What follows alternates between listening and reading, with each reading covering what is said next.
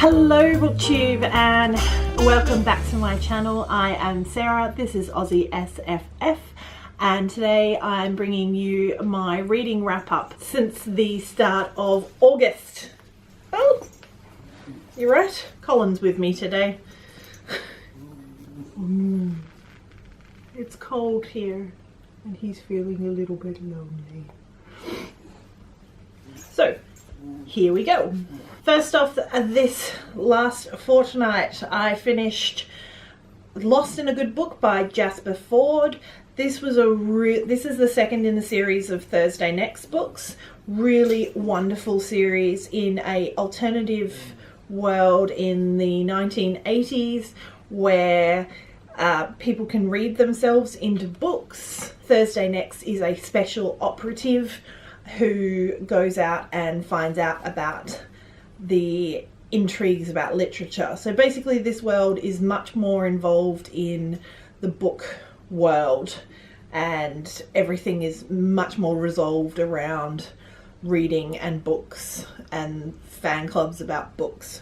In this one, because her father has technically been erased from time, he was a chrono guard and he has been erased from time, so he's loose in time, and they have, in order to try and get to her, to get to him, they have actually erased her husband from time.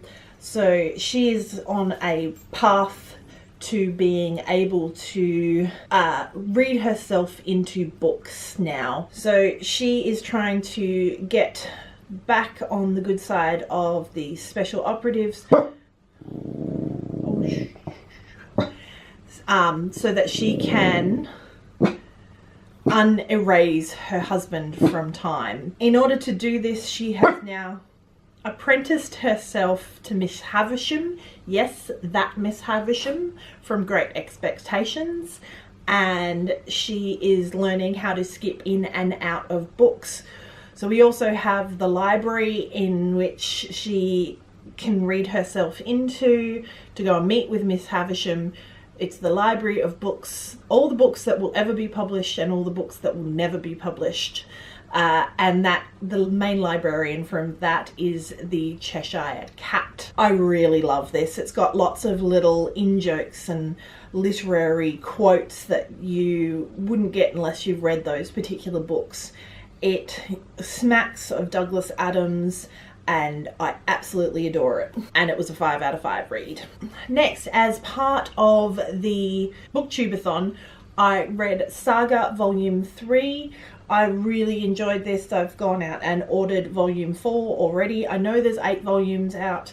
I'm getting them as I read them, which I find is a really good sort of way for me not to just buy everything.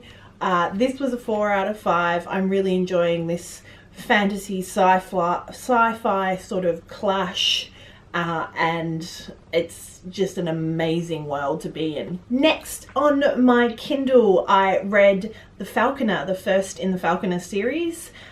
This was a bit of a really pleasant surprise. I was aware it was a period fantasy in Scotland. I was not aware that it was steampunk when I started reading it. I picked it up cheap when it was out for $1 something on Kindle.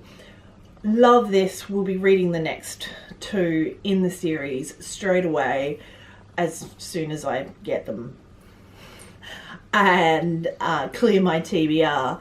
But absolutely loving that series with the steampunk elements and the fae elements, and her being the Falconer, which is the person who is actually able to defend the human race against these much more powerful alpha animals that are the top of the food chain and use us as fodder.